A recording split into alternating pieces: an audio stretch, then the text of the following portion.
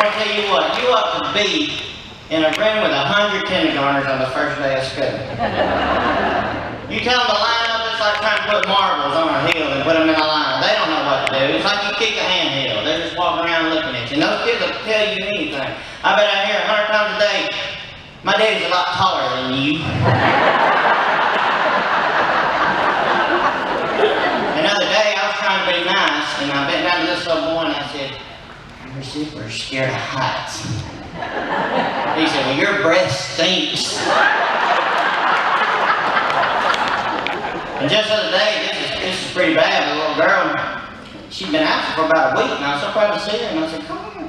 And I was hugging on her, and I said, "What's wrong? Where have you been?" She said, "I had head lice." She turned 3 flips when I pushed her. And she still walks with me going. If you're a PE teacher, I mean, these teachers in the classroom, if somebody throws up, you hear it on the radio.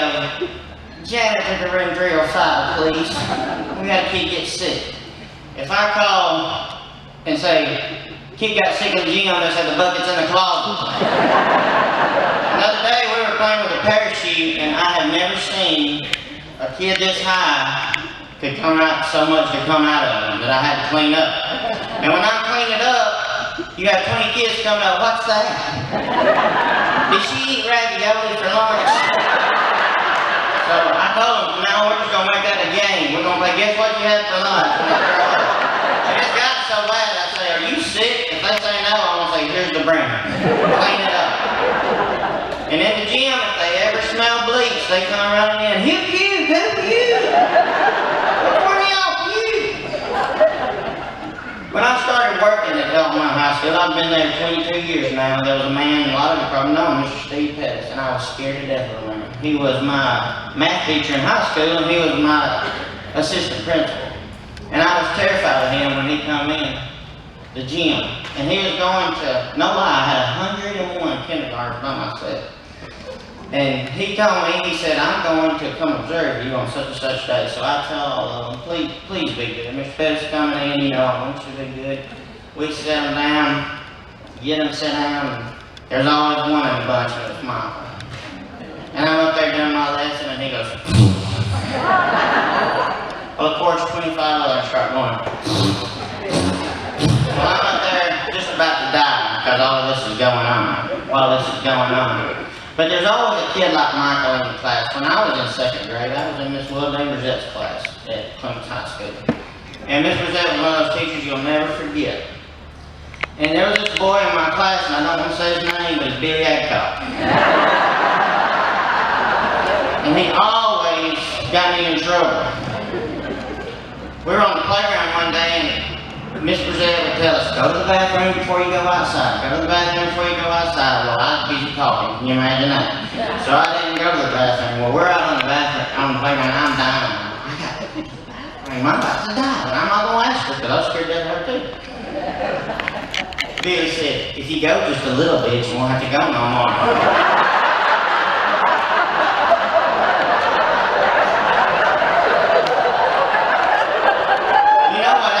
Floodgates over there, no slack. So I'm on the playground. And one day we were sitting in class, and y'all remember those desks, those metal desks that had a little thing where you put your books in, you know, had to come up with a wooden top on it, and had your little pencil holder here. And it was getting close to lunchtime, and we just finished what we were doing, and Bill said, "I bet you can't get your head in that desk." And you remember them people in class that the stuff was falling out and, you know, just like it was a rat in it? Well, I was kind of like that. My desk looked like that. But I said, "I think I can get my head in that desk." So I get down and I stick my head in there and it goes in there. And I was real close to learn to spell. I could see that just plain as day. I found 2 erasers I hadn't seen in a long time. But when I tried to pull it out, it wasn't going out. And I was stuck. And Miss Bridgette come along and she said, "Better get your head out of that desk." And all I heard was, "Oh, woo, woo, woo." I didn't know who she was talking to. So I'm sitting on my head at the desk. Well, I feel people trying to pull me out. pull me out. My ears are catching on everything in there the whole time doing it. I feel a ruler. A ruler starts hitting me on the behind, trying to get me out. That didn't work either. I can't get out. My head is stuck in this desk. So I'm starting to panic, and I'm trying not to get hot. Because my mama told me if I stuck my finger out my nose and it started sweating, it gets stuck. So I just have to stay in this desk. So she walks out and it gets quiet. And I'm in there by myself, and I'm thinking, well, if anybody's going to save me, it's got to be me. So I think if I can back up just enough, I believe I can get this desk up on top of me where I can push it off. So I'm laying there, and I get that desk, I roll it back, and when I get it up, I fall completely back on the floor. That desk is stuck on there. Well, I hear our assistant principal, Mr. Glenn Johnson, come in, and Mr. Zed, she's going, Lord, he's passed out, he's dead, look at him, broke his neck. But about the time that I got that desk on there, I loosened up them papers and nothing, my head popped up. And I spent the rest of the day in the corner. And you can imagine that. And I love Mr. Zed, she was a sweet teacher. But you always have those kids in your classes like that do that. And that one time, talking about Mr. Pettis, I had at the old gym at Elmont High School, our equipment room was back in the dressing room. It was an old girl dressing room. And I locked my keys in that equipment room one time. And so did my co-worker at the time. She locked hers in there. And both of us was terrified to go tell him. He was the only one who had enough key that could get in that dressing room. We were scared to death. Look at this. But there was a door on the outside of that dressing room that people pulled on all the time trying to get in. It had a crack in about that long. So I told Regina, who's my co-worker, I said, if we can find a kindergartner with a head shaped just about like that, I said, I can get his head through that door and he can get our keys. So I go in the library where I know the kindergarten on, and there sits Rob, and his head is just perfect. I don't know. He was like this fish when they turn sideways. You know, then he's made. I hope statute of limitations work out. Mr. Woodruff, I'm going to need you next week out here, so I don't know. But anyway, his head was shaped just right, but he had a little gimp ear that stuck out like this. And I looked at him and I said, I believe I can get his head in that door. And Regina was going, are you really going to do this? And I went, yeah, I'm scared of Mr. Pettis. And I said, I know him, he won't have no sense to tell his mom and dad. So, you know that's true, Miss Spears, we do that, you know that. You know that. So, I said, Robbie, come here. I said, I need to see Robbie. Well, we get there, Regina said, well, I'm not having no part of this. I said, you're going to have to hold the door while I try to squeeze him through there. So she's holding the door, and I get Robbie in, and I get that gimp ear sideways, and I'm pushing him in, because I think I've heard somewhere that if you get your head in something, the rest of you will go. But I found out later that's talking about a cat. So I was pushing Robbie's ear, and I got him in there, and he got sideways, and he started saying stuff, and I was saying, hush, Robbie, hush. And we get him in. And he gets one leg in, and then he's stuck. But we at the point of no return. If I pull him, I'm hurting him. If I push him, I'm hurting him. So I thought, let's just push him. And get him in there, and we get that in there. Well, we pushed and pushed and pushed, and finally Robbie got in there and got my keys, and nobody ever found out. So until tonight. So I'm probably in trouble. But also, as a PE teacher, I have always been given the duties of car line. How many of you go through car line? Mamas, in the morning, I don't care if you don't look at me, I can still see you in that robe and curlers. And I know who you are. I never did.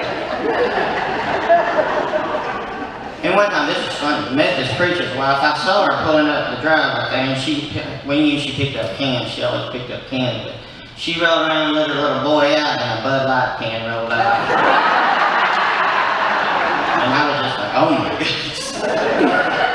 She was real nice to me after that. She tried to explain everything about that. And in the evening, I'm going to tell you what, I know some of you grandparents go pick up your kids. Just because you're retired, everybody else is not. When you're going 10 miles an hour, some of the sweetest grandmamas that'll treat me nice when I walk by and speak to me and bring me candy, when they get in that car line and I say, you got to go that way, I will not! I've been beating on my kids for years, I will not! And that's another thing we have to deal with. And as a PE teacher and an elementary teacher, I have the kids from kindergarten to the 5th grade. I get to know them pretty well. And you know, we become interpreters, right? And there was this poor little boy, he had a speech impediment, talking about the speech impediment. And I asked him, I said, what is your name? And he said, Dodie. And I said, Dodie? He said, Hell? I said, Cody? Hell? Well, all through kindergarten, we got to learn what Cody was telling us, and Cody, you know, knew we were okay. He was the only kid I've ever seen, though, that didn't know he had a speech impediment. I'm talking to him one day, and another little child that had a speech impediment, and the little boy said something, and Cody said, oh, he talked funny. I go, you know, but anyway. Kindergarten was good, everybody listened to him, but he moved on to the 1st grade, and the first day of school, and Cody was a mess. I mean, he was a mess. He got in trouble a lot during PE. And he was a mess, and this lady comes up to me at the playground. Allison, you may have been with me now. I'm going to tell you, Allison was my 3rd grade PE teacher. She told me I'll tell you that. But then I had the privilege of working with her when I got old enough. So I was scared of her when I had her, and I was scared of her when I worked with her. Because she was mean. But anyway, Cody, the teacher comes out and goes, tell him what you said. Tell him what you said. And I said, what did he say? And she said, he said he had sex with the coach. And I said, you said what? And he said, I had sex with the coach. I said, he had to sit at the post. That's not what he said. And that's something we always learn to do. But being out there in that car line, I want to tell you this. It's out in the middle of the student parking lot. This is a pet peeve I have about that. These kids today don't know what it is to drive a car like we had to drive when we were young. They're coming in brand new SUVs. I was guilty of it, bought my daughter one and all this. My first truck, my granddaddy wrecked it. Ran it into a pole, it was his truck, ran into a pole at L&S. And my daddy brought it home, said, here's your truck. It don't run, but there it is. So he took a winch and pulled the front end out of that truck, took the hood off of it, and he said, you got a radiator for $50. He said, it'll run. It didn't have a bumper, it didn't have a hood, but I was proud of that truck than anything in the world. But every time it rained, it sounded like a bunch of crickets was coming. You could hear me pulling in. And I had a friend that had a car. When we was in college, it was an old Mustang, and she had a 2x4 behind her seat that went between the back seat and the front. And I hadn't noticed it, but I never, you know, you didn't think anything about things like that back then. And I was driving it one night. She said, let's go to Decatur and eat at Taco Bell. And I said, okay. So it was me and her. She was up here and 3 more people in the back. And Greg Adams, this boy, was behind me. And we come back across Decatur Bridge, and he said, and I'm driving. Of course, I'm short, so I got to pull up, you know, pretty good. And he goes, what's this 2x4 for? And he pulled that thing out. I shot in the back seat. I couldn't touch the gas, the brakes, nothing. We're going across the Decatur Bridge like that. And that's the kind of stuff that we had to drive when we were young. I had another friend that for years his headliner was falling down, and we'd ride everywhere we went with like this. We'd get out and go to the movies. And this other guy had a Volkswagen. It didn't have a reverse. So we would ride around. We found a parking place where he would just pull out. Or if we couldn't, he would look for girls with big arms that could push it backwards when he had to get out.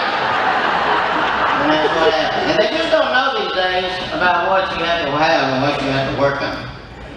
But being a teacher, I tell you what, I say a lot of stuff. And I'm going to get serious with you here in just a minute. I tell you what, that man, Mr. Pettis, told me one day, he said, I want you to get on a bus and I want you to ride it. When I started working, he said, you can ride the bus or I want you in your car. And I want you to follow that car home, that bus home every day. Because I want you to see where these kids come from that you teach every day. And that's one of the most wisest things he ever told me that I could do. Because when you go out and you see those kind of things, I'm just going to tell you, what these people do here, bringing this and seeing talent like this, and I hear it all day when they come back. I hear it all day from these kids. It's one of the best things in the world. And I love this, and I enjoy this, and I thank y'all for letting me have this.